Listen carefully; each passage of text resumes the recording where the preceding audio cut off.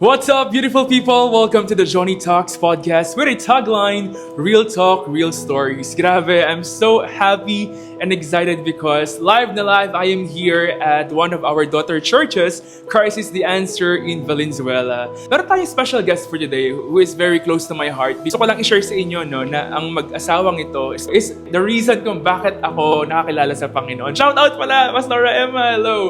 Ayun, siguro kung hindi kami kinulit ni Pastora Emma ng asawa ng ating i-intervene sa hapong ito, talagang wala kami sa Panginoon. Kaya I'm so happy na nabigyan ako ng pagkakataon na when I ask na ma-interview siya, wala nang patumpik-tumpik pa, talagang nag-go na siya. Kaya super natutuwa ako sa taong ito because masasabi ko na super blessed ako kapag naririnig ko siya na mag-speak sa church namin kung paano siya nagsimula sa Panginoon, kung paano siya binago ng Panginoon. It's very life-changing. And sa araw na to, our special guest is of course no other than the head pastor of Christ is the Answer Valenzuela, no other than Pastor Romy Sabang. Kaya naman, Pastor, kamusta po? Okay, welcome to the show. Kamusta po kayo? Kumusta, Brother Yuni? Maraming salamat po sa Purihan ng Panginoon. papaunlak. Salamat sa Panginoon. So, talagang ako nagpasalamat sa Panginoon sa ganitong pagkakataon. So, nung sinabi sa akin ni Brother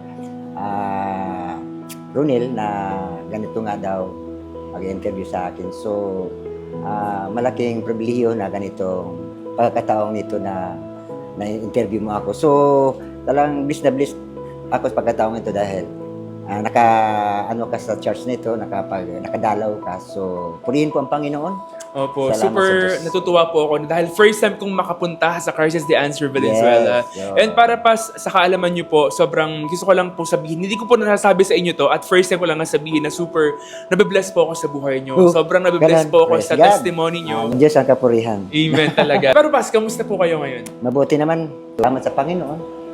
Talagang patuloy lang po tayo maglingkod sa Panginoon. Para po sa kaalaman ng lahat, si Pastor Romy, nung nagsimula ako sa Christ is the Answer, I believe we started with my mom, with my family there. Yes, 2003, 2004. Pastor Dali. Madalas ko po nakikita si Pastor Romy. Hindi ko po sure kung kayo po yung head ng Usher. Ako po, ushering 9 at that years time. po ako head usher po na Oh, 9 years na head. ng Newgan.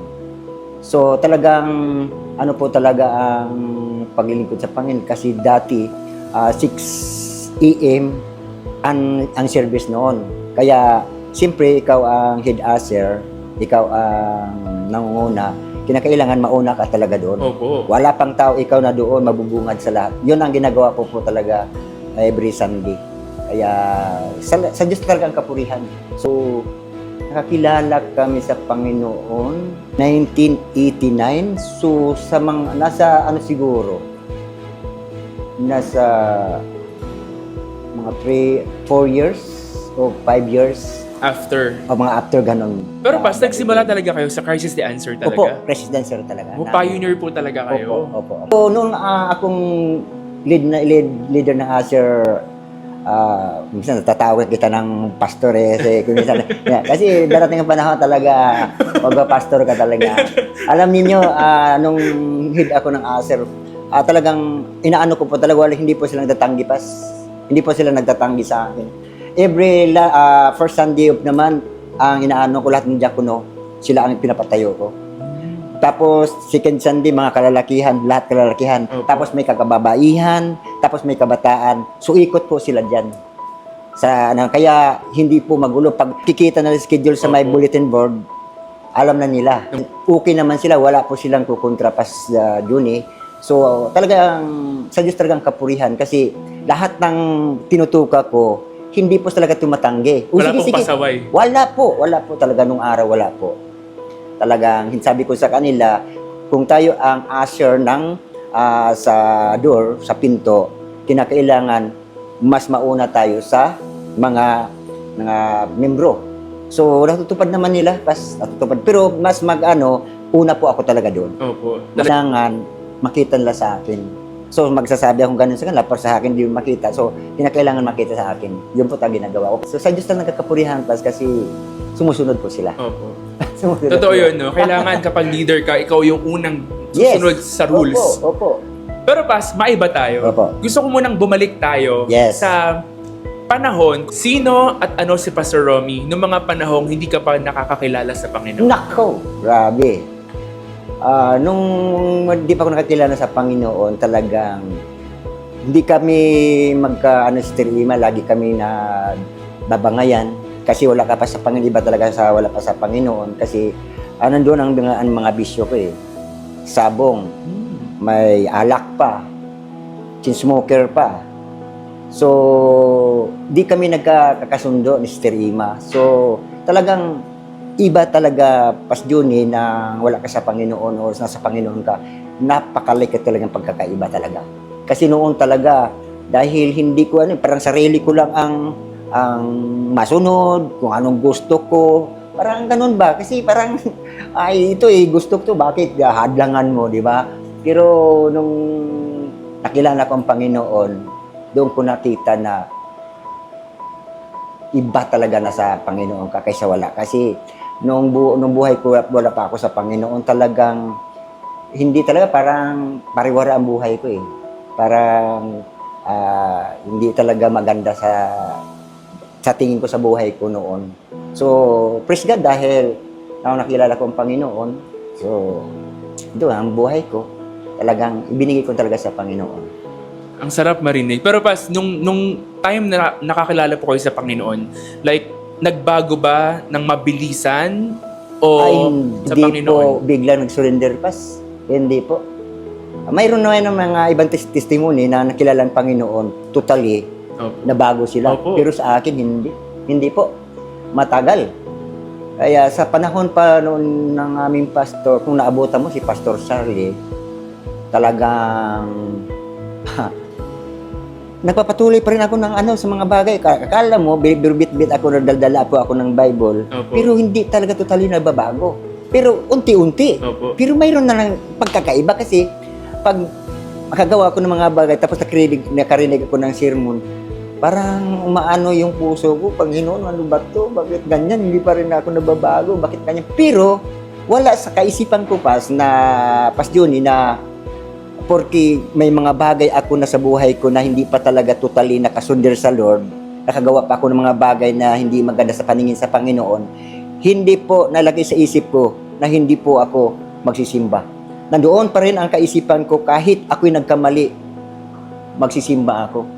Dahil hindi pa talaga ako perfecto. Pero sa isip ko, makikinig ako sa Panginoon, makikinig ako sa mensahe ng Lord. Kasi unti-unti doon habang ako'y nakikinig, patuloy ako nakikinig sa mga sermon ng Pastor Pas, unti-unti tinatapyas yung ko. Unti-unti talaga na tinatapyas. Parang hindi dandahan eh. Ay, di talaga tama to. Once na nagkataon na nadisgrasya po ako sa motor, nasabi ko, Lord, parang salamat na hindi pa ako namamatay. Alam mo, ilang bisis ako na-disgrasya sa motor, Pas 7 times na-disgrasya ako sa motor. Pero doon ko nakita, Pas, na talagang ang Diyos talagang totoong pinaglilingkuran natin. Dahil doon ko nakita na sa 7 bisis ako na-disgrasya, buro baliktad po ako at binangga po ako ng L300 van dyan sa may ibo ni Pas sa bilis ng takbo. Buro baliktad po ako. Wala akong galos. Wow. Ang motor ko, wasak-wasak. Kaya yung ibang mga tao nagtakbuhan papunta sa akin, akala ko ang pilay. Sabi ko, kung may pilay ako, hindi ko maitayo yung motor na yun kung may pilay ko. Kahit galos, wala akong galos. Sa 7 sa 7 disgrasya ko yan, kahit wala po akong galos. Praise Ang God. ibig sabihin, totoong Diyos na pinaglilingkuran natin na nag-iingat. Amen. Nag-iingat. Kahit medyo pasaway tayo, Pas. Kahit medyo pasaway, talagang ang Diyos talaga mga bagay. Dahil kahit mas pasaway ka, kasi sabi, anak na tayo, kahit nagkamali, anak ka pa rin. Ibig sabihin, Opo. tutuwirin talaga kita. Hanggang totally ang sabi ko kay Lord, ayaw ko na ito, Panginoon. I-surrender ko na ito. Yan. Sinurrender ko, pati ang pagsisigarilyo ko, sinurrender ko na sa Lord. Kaya yun ang pagtawag sa akin ng Panginoon. Na hindi ko akalain maging pastor pala ako. So, Opo. sa Diyos ang kapurihan talaga. Nakakatuwa. Pas, lagi ko naririnig yung testimony mo na kapag nag-share ka naiimbitahan ka na Yes. mag-speak sa Sita New God. Yes. Madalas ko narinig yung testimony mo na parang hindi mo nakikita yung sarili mo na karapat-dapat ba ako? Yun. Kasi may narinig akong statement na nasabi niyo po na parang elementary or grade 6 lang yung matapos ko. Natanda mo ba yun? Opo, natandaan ko po yun. Ganun o. Ayun po yung natandaan kong testimony niyo na parang, like, para sa akin, ang natutunan ko na hindi kayang gawin ng Panginoon. May Oo nga. natapos ka o wala. Yeah. Kapag tinawag ka ng Panginoon, tatawagin ka niya. Yes. Walang sino, walang kahit anumang bagay ang makakapagpahinto sa Kanya. Totoo po yan. So, pas nung panahon na yun, balikan natin yung panahon na yun. Kasi from ushering department, Yes. kayo po yung leader ng pag-a-usher. Yes. Syempre, I'm sure kinausap po kayo ng head pastor sa Opo, Nyugan opo. na, Pastor Romy, Yes. kayo ay magiging magpapastor. Ano po yung reaction nyo? Nag-yes po ba agad kayo? Hindi po, tumanggi po ako. Tumanggi po ako kasi ang pagpapastor na mahirap. Hindi basta-basta. Kasi ang alam ko magpapastor, yung yung may natapos o may nag-aral ka sa sa Bible school, mga ganon. So wala po akong ganon, hindi po ako nakapag-aral ng Bible school eh. So ang ko lang sa mga seminar lang, ganon lang ang sa akin. Nung sinabi ako ng head pastor natin, senior pastor natin, sabi ko, tumanggi po ako talaga, ayaw ko talaga. Sabi niyo po talaga ayaw ko? Ayaw ko. Kasi hindi ko kaya magpastor. Mahirap. Sabi ko mahirap. Pero alam mo sa yung senior pastor natin, Pastor Tom, talagang sa Diyos talaga po rin sa buhay na grabe mag-encourage. Amen. Mabibless ka sa buhay. Grabe talaga. At yun ang sinabi ko sa kanya, dahil ganito, wala akong tinapos. Hindi ko po kaya yan. Sabi ko. Siguro sa mga nakatapos lang dyan, siguro yun lang. Yun ang sinabi niya nga sa Bible, di ba? Ibig sabihin pa, nung panahon na yun, nung tinanong ka ng senior pastor natin, parang okay ka na sa okay na ako dito?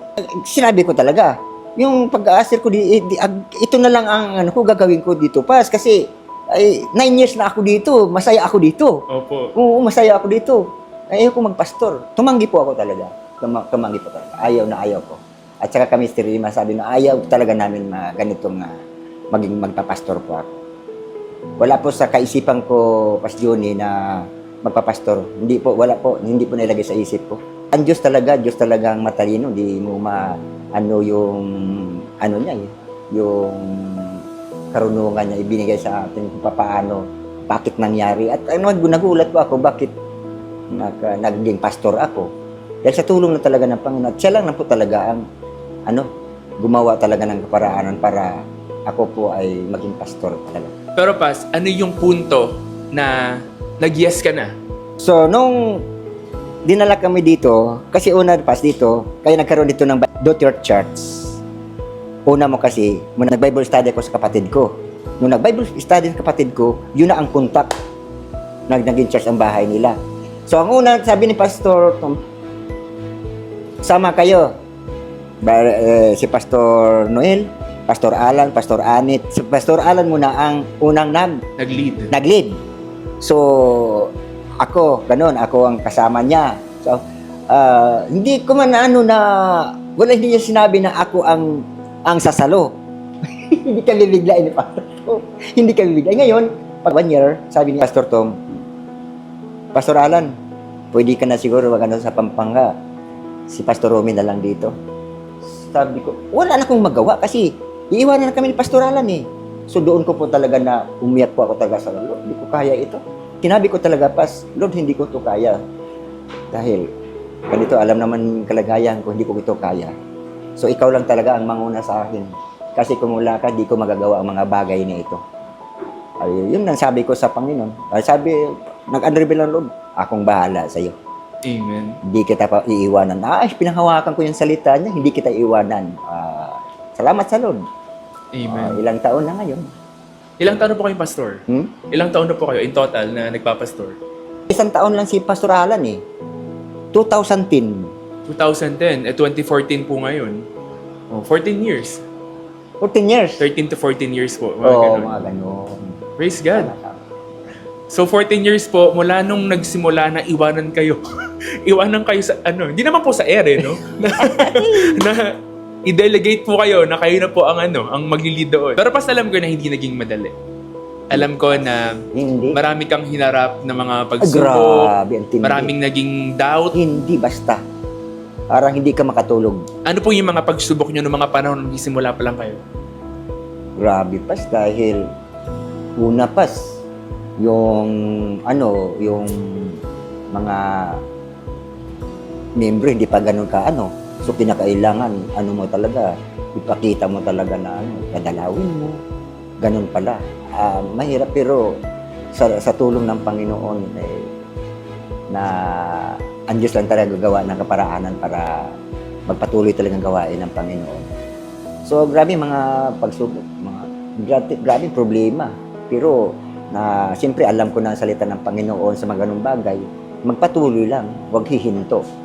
Kasi yung problema, di ba ang problema, parang bagyo lang yan. Nalagay sa isip ko. Ay yung bagyo nga, dadaan lang eh. Yung problema, dadaan lang din yan. Yun ang inalagay ko sa isip ko. Oo nga, hindi naman manatili ang problema sa'yo eh. Lilipas lang yan, lalo na sabi pangako ng Panginoon. Kasama kita sa problema. Yan ang pinanghawakan ko, Pas. Yan ang panghawakan ko talaga. Kaya, salamat sa Diyos. Amen. Naka 14 years. Matagal na pala. Kung babalik tayo sa 14 years ago, andun yung takot, pangamba, Lord, iyak. Lord, Takot paano talaga. to? Kasama talaga yan, Pas. Basta ikaw magpastor, kasama talaga yun. Iiyak ka talaga sa Panginoon. Ako, sa totoo lang, pagkatao ko, hindi ko sa ako matapang ako sa dahil sa di mo ako mapaiyak. Dahil ako sa pilyo ko ako talaga. Sa basagoliro, hindi mo ako mapapaiyak yan. Pero pagdating sa Panginoon, alam nyo, iyak ako talaga. Sabi ko, Lord, di ko kaya ito. Kaya kurihan ng Panginoon. Si Lord lang po nagpapayak sa inyo. No? Si Lord lang talaga. Pero pas ano yung hindi mo makakalimutan na experience ni mga panahon nagsisimula pa lang po kayo? Meron po ba kayong naranasan na na-reject kayo ng mga tao? Mga membro, ganun. Opo. Parang wala akong naman naranasan, Pas. Parang hindi ako naka-encounter na ganun. Diyos talagang kapurihan kasi parang sumusunod naman sila eh. That's good. Sumusunod. Mga diakono, kahit sila may mga tao mataas pinag-aralan, pero sumusunod sila sa akin. Kung di talaga sila talaga nagpapasako po talaga sila. At Ano po yung pinakamahirap yung na naranasan nyo? yung mahirap maranasan mo yung may mga problema ba yung mga membro.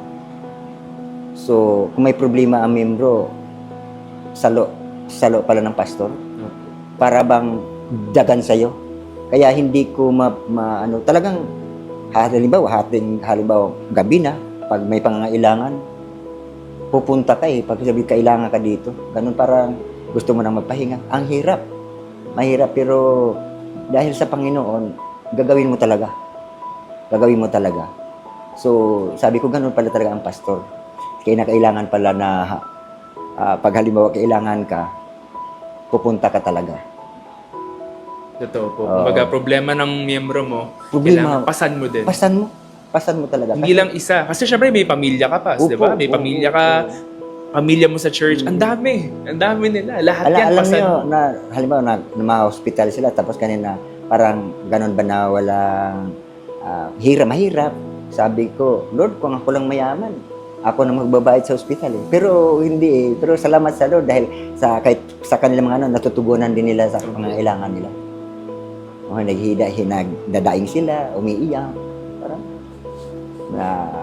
ko nalulungkot ako ganoon dahil ang mga membro parang nagkaano ba sa'yo ba? Parang nagsusumbungan.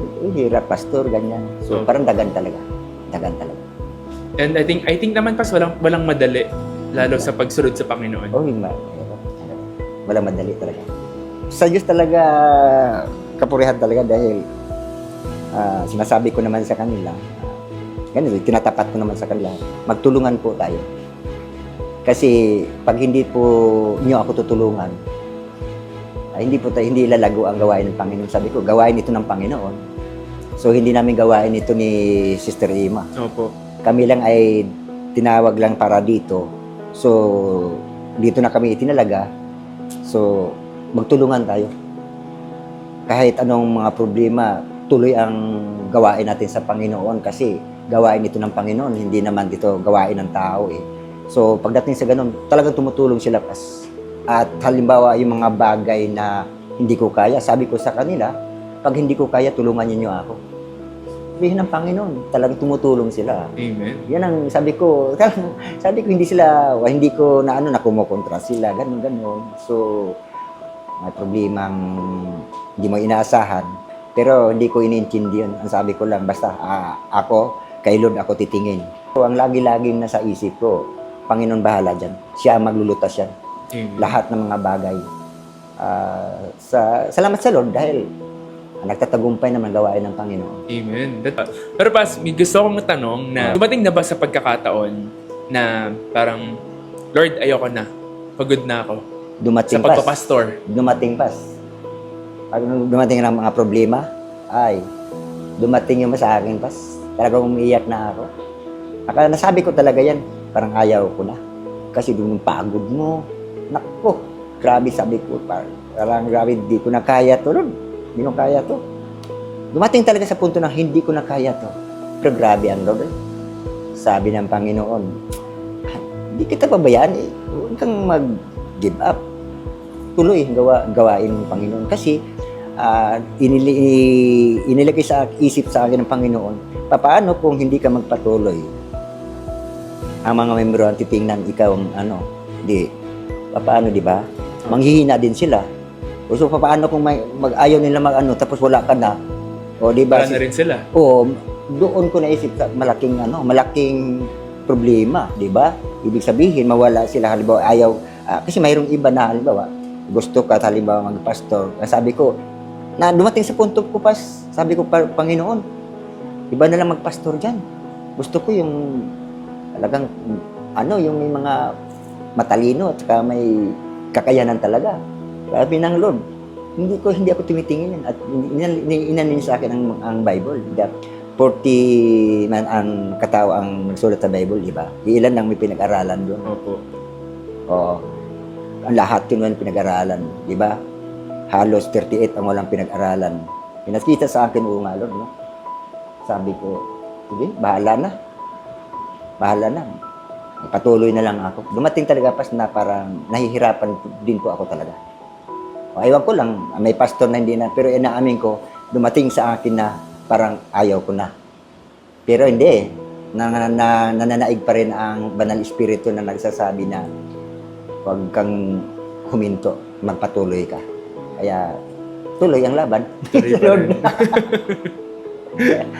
Nakakapagod po yung maging pastor. No? Pagod.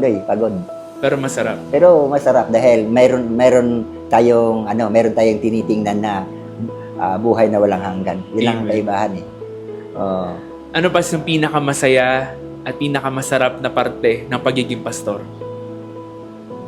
Ang masarap sa akin, masaya pag sa akin, pag ang ng mga membro talagang nagsusuporta. At ang aking pong mga katuwang sa iglesia, mga diakono, sumusuporta. Na matuwang-tuwa po ako doon, masayang-masaya po ako doon. Kasi sumusuporta sila eh.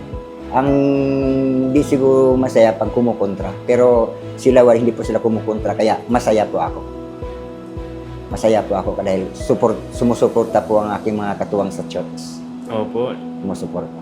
Yung pinakamasarap na pakiramdam, pastor, Opo. na yung support ng miyembro mo. Totoo yan. Kasi pag sa tingin ko pag halimbawa mayroong kumontra sa akin na panghinaan ako ng loob. Parang hindi ko kaya pag may magsasabi sa ganon na wag ka na magpastor, ganyan. Masakit yun sa akin. Pero wala pa man dumating sa akin ganon. Suporta pa rin sila sa akin. At dahil sa suporta ng mga miyembro, ngayon meron na po kayong anak. Yes. No? Daughter Church. Opo. So, Ang Valenzuela. Yes. Sa Tagkawayan, Quezon, yun po. Ngayon po, may mga apo na doon. Tapos, dito po sa Mulawinan, yun po. At kayo ang ginamit ng Panginoon. No? Kung isipin po Yun. natin, no, yung Pastor Romy dati natatakot, nagda-doubt, nagdadalawang isip, na ngayon ginamit ng Panginoon para magkaroon pa ng dalawang branch Yes. ang Crisis Day Answer. So, salamat naman sa aking mahal sa buhay, Sister Ima. Napakasipag niya. Kaya nagkaroon ng Dr. Church doon dahil siya nagba-Bible study doon. Kaya nung Bible study doon, dumadami na, pumupunta na ito, hinahakot na namin ang sasakyan Opo. ni Sister Marlene every Sunday. So, medyo sumisikip na kami dito. So, Pero pas, Usap kami. yung pagsikip ng church, that is a good problem, ha? Opo. Magandang problema pagsikip ng Opo, church. talaga nagkaroon ng problema na sumisikip kami doon. Nag-usap kami ni Sister Ima at saka yung mga diakono, ano kaya mag-ano tayo ng Good Churches doon. Kaya yung mga membro pupunta rito every Sunday, doon na. Opo. Doon na. Kaya, sa Lord, wisdom ni Lord yun. Kaya, Totoo po. may Good Church na doon. Buti nga po yung church na, yung church nyo na ang problema is yung sumisikip na dahil sa dami ng membro. Yes. 'Di ba? May mga churches naman po na ang problema ay ang pagpapadami ng membro. May ganun. Kaya mas pipiliin nating sumikip, no? Magiging masikip ang church kasi madami ang membro kaysa maluwag. Gawa ni Lord. Dahil walang tao. Gawa ng Si Lord po Panginoon. talaga yung Opo, kumikilos. gawa ng Panginoon. Pas kung hindi ka pastor, tingin niyo po, ano po ang ginagawa niyo ngayon? Di ko lang alam kung aywan ko lang kung buhay pa ako. Tingin niyo ba, nakikita niyo ba pas, kung hindi po kayo nagpastor, tingin niyo nasa ushering department pa rin kayo hanggang ngayon? Malamang kasi yan ang gusto ko eh. Ayun talaga yung pinaka-number one sa puso niyo.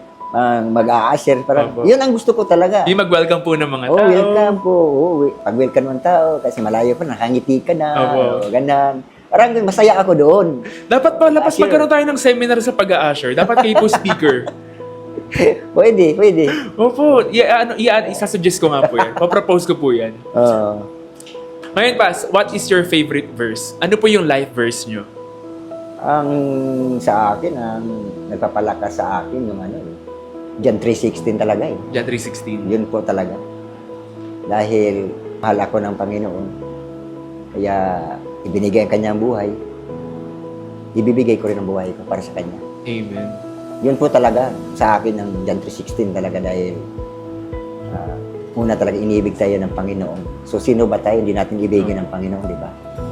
Yun po talaga. Yun po talaga yung word na magre-remind sa'yo Yun po talaga nag-remind sa akin. na merong Diyos Oo. na bumaba sa lupa at nagsakripisyo ng buhay para sa atin. Yun talaga. Kasi kung hindi bumaba ang ating Panginoon, wala, hindi ko makilala ang Panginoon. Kaya salamat talaga sa Panginoon dahil sa pagmamahal niya sa atin, niligtas tayo. Kaya naging ganito tayo. Naging lingkod tayo sa Panginoon. Ako'y naging pastor. Darating ng panahon, pastor ka rin. Diba? Amen. Nagpipreach ka na, di ba? Ano po? Nagpipreach ka na sa... Opo. Basta mag-preach ka na, sigurado. On the way na. Pastor ka na, kaya, di ba, pag tinatawag kita, Pastor Juni! Oo. Hindi naman na, porque mag-pastor ka, may lisensya. Basta mag-preach ka na, pastor ka na. Opo. Lisensya, titulo lang yan eh. Bakit noon ang mga pastor walang mga lisensya, ngayon lang yan eh. Ako naman ngayon, Pas, talagang na-enjoy ko naman po yung pag-share ng salita ng Panginoon. Yes. Kaya Pas, maraming salamat sa pag-share ng iyong buhay sa show na to. Sa Diyos ang kapurihan, Pas. Amen. Pero bago tayo magtapos, Pas, gusto ko munang malaman, kung alam ko maraming mga Pastor Romy, yung dating Pastor Romy, na ayoko Lord, ayoko Pastor, ayoko. Ano po yung encouragement niya sa kanila? Ano po yung pwede nyo maibigay na mensahe para sa kanila? Kung halimbawa, ganun mangyayari, halimbawa, ay sabihin ko sa kanila, pag ikaw ay mayroon, kasi may ano yan Pas, mayroong, halimbawa, pag sinabihan ka, mayroong nag-aano din sa inyo, confirmation eh. Pag sinabihan ka, tapos mayroong magsasabi na, magpapastor ka nga, ay totoo, magpapastor ka talaga. Talagang, ang encourage talaga na, nagagawa ko, magagawa mo rin. Lahat ng mga pastor, ayaw magpastor. Pero, ang sabi ng Lord, humakbang ka lang. Hindi ka pababayaan ng Lord. Hindi ka kabayaan ng Panginoon, Pastor Johnny, kasi naranasan ko na yan eh. Kasi sabi ng Panginoon, humakbang ka lang. Ay sabi, humakbang ako. O di, yun lang nangyari. Ang Panginoon talaga ay Basta magtiwala lang po sa Panginoon. upo, No? magtiwala lang talaga sa Panginoon. Sa Diyos lang talaga magtiwala ka. Hindi ka magtiwala sa sarili mo talaga. Lahat. Iyak mo talaga, Lord, tulungan niyo po ako, Lord. Hindi ko talaga ito kaya. Sa Lord lang talaga. Amen. Talagang hindi ka na sa karunungan mo. Sa Diyos, Lord, tulungan niyo po ako. Hindi ko kaya talaga ito. Ngayon, nagpastor ako. Ngayon ko naranasan na umiyak talaga. Aywan ko lang sa ibang pastor, pero umiiyak ako talaga sa nang pagkapastor ako dahil inaano ko talaga sa Panginoon. Panginoon, inaamin ko talaga at alam mo ang buhay ko. Wala akong kakayanan. Pero dahil tinawag mo ako, bigyan mo akong kakayanan. Amen. Dahil gawain mo ito. Totoo po yan. Dahil ihayag ko ang salita mo dahil sa iyo. At pag humakbang ako nito, tutulungan mo ako. Ganun lang ang ano ko sa Panginoon. Kaya sa Lord talaga, grabe. Purihin ang Panginoon. Nakakatuwa at natutunan ko sa araw na to, sa usapan natin, Bas, na ang Panginoon hindi siya tumitingin sa kung ano yung kaya mo. Hindi siya tumitingin sa appearance mo, sa pinag-aralan Yes. mo, sa kung ano yung talento mo. Tumitingin siya sa puso. Ayun ko kung Talaga. ano nakita sa puso ko. At saka, minsan, alam ko, no, maaring sa mga viewers natin na tinatawag o kinakatak maging pastor, no, alam ko na talagang nakakatakot naman po talaga maging pastor. Pero tulad ng sabi ni Pastor Romy, na talagang hakbang mo lang, Yes. magtiwala ka sa Panginoon. Yes. Kasi talagang, tulad ng pagsama ng Panginoon kay Pastor Romy, kasamahan tayo ng Panginoon. Kaya pag sinasabihan ako, Yes. Talaga. pag sinasabihan ako, Pastor Johnny, Oh. Lord, kung Yes. ano yung will mo, Oo. ayun po yung masunod. At ang ano pas, pag halimbawa, aywan ko lang kung pag ikaw tumanggi. Kasi pag ikaw tumanggi, yung para sa Diyos, para sa iyo ang blessing dyan, mapupunta sa iba. Opo. Kasi pag, dito ko po na ano, na ang salita ng Panginoon, pag inalok ka sa ganon, i-grab mo. O, ibig sabihin, tanggapin mo. Blessing ni Lord yan eh. Bagamat napakahirap, pero ang sabi ng Panginoon, mahirap talaga. O, mahirap talaga. Pero ang sabi ng Panginoon, di kita pabayaan, di kita iiwanan. Opo. Basta gawin mo. Sumunod ka lang, humakbang ka lang. Kasama kita. Amen. Hindi pinangako ng Panginoon na magiging madali. Hindi Pero po. ang pinangako niya, Po, sasamahan ka niya. sasamahan po talaga tayo. Amen. Hindi po madali talaga maging pastor. Pero pinanghawakan ko salita ng Panginoon, sasamahan kita. O, yung 14 years na, sinamahan na. Kami Amen. ni Praise Pastor God. Raima, Estirima, sa Diyos ang kapurihan lahat. Totoo po yan. Kaya palagi nating tandaan na hindi magiging madali, pero palaging may pagpapala ang pagsunod sa Panginoon. Yes. Amen. Kaya, again, maraming salamat, Pastor Romy. Thank you, Sa Pastor Johnny. pag-say. Mga Pag-say yes. viewers, ito talaga pag saan kami nagkita, tinatawag ko itong Pastor Johnny. Kasi ito po, yung nanay niya, si Sir Dali, sasama kami. Ang liit pa nito. Opo. Sunday schooler ito.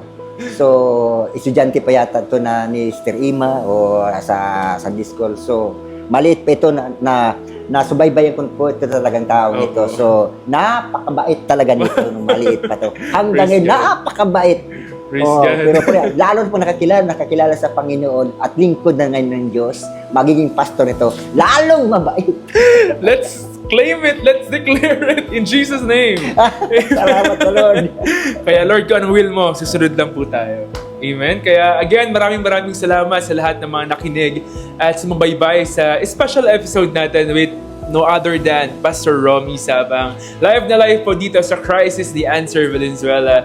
Maraming salamat sa inyong lahat, sa mga sumusuporta sa ating 57 countries na nakikinig ng ating show. To God be all the glory. And again, this is the Johnny Talks Podcast with a tagline, Real Talk, Real Stories. Bye! God bless you. God bless! Pas, thank you talaga.